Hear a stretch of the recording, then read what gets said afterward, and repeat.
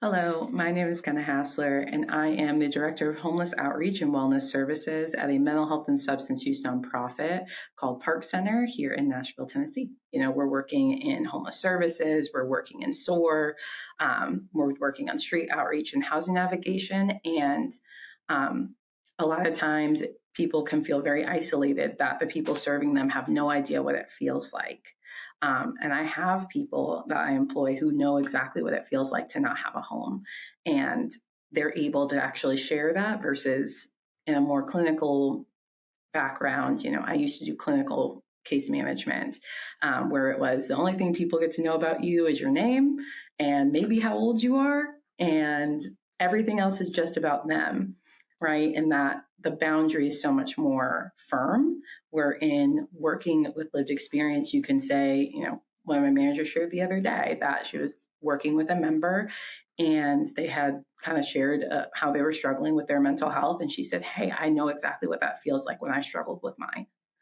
And she gave me permission to share that. So I think that's the biggest thing, is trying to break down that barrier and not make people feel alone and be able to show people what they can do. A common question I get when I tell people that I have a team of certified peers is, how do you supervise someone who has lived experience or is a certified peer?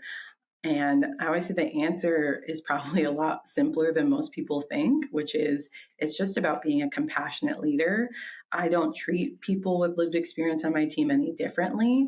One of the main things is we're just a more open team, still having, the same expectations and making sure expectations are clear, but it's more so just about supervising people in a more human level. We have an open door policy in my team and in my organization of, hey, if you're struggling, just come talk to me. We can figure it out. Do you need the rest of the day? Do you need a half day? Do you need 30 minutes? More so asking people what they need. It's an opportunity to be even more compassionate in leadership, in my opinion. One of the things that we're often asked is, how do we onboard or have people with lived experience work at our organization? Now, one of the things that we do is we're pretty much stated in our mission statement and our values how we focus on valuing lived experience in all people's experience. And we also make sure that that's mentioned in almost all of our job descriptions, of just not being a qualification, but that it's something that you could utilize while you're here. One of the biggest things that we're able to do, which is really exciting, is we actually incorporated lived experience into our metrics for compensation, which is definitely different than most. But when we're looking at the work that we do, as I said, we are a mental health and substance use nonprofit. We know that people with lived experience are going to be the people who want to work here. I think if everyone were honest, most people have some kind of experience that's led them into this role. And rather than in a clinical sense kind of cutting that off, we are really encouraging that. So one of the things we're able to do is, just like you would have a compensation metric for more education than required, or if you speak another language, we also have a metric that is, do you have lived experience? And we are able to actually incorporate a question in our interview process that, not in a direct way, says, do you have lived experience? Because an interview is also stressful. So we're trying to make sure that we're trauma informed in that.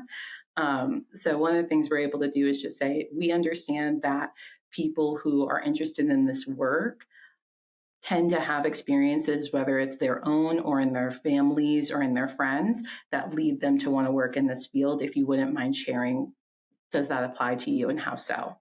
And that's also our way of, we're not trying to force people into sharing, but kind of opening the door. We want to make sure that people don't think that they have to separate parts of themselves that they know is going to be beneficial to share with people they work with. What if people don't tell you at interviews?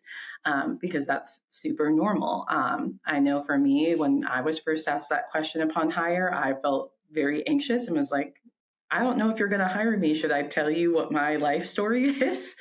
So one of the things we do offer is, if someone doesn't disclose it at the time of interview, that's okay.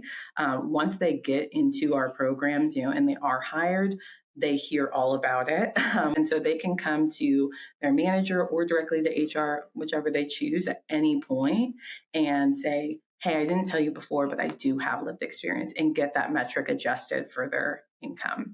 One of the missions of Park Center is for people to live and work in their community.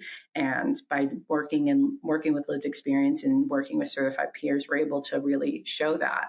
And that, hey, we have people who have lived through different things, who have lived through substance use, lived with mental health, and have come out on the other side and experienced homelessness, and they're here helping other people. I think one of the teams said, being that light for people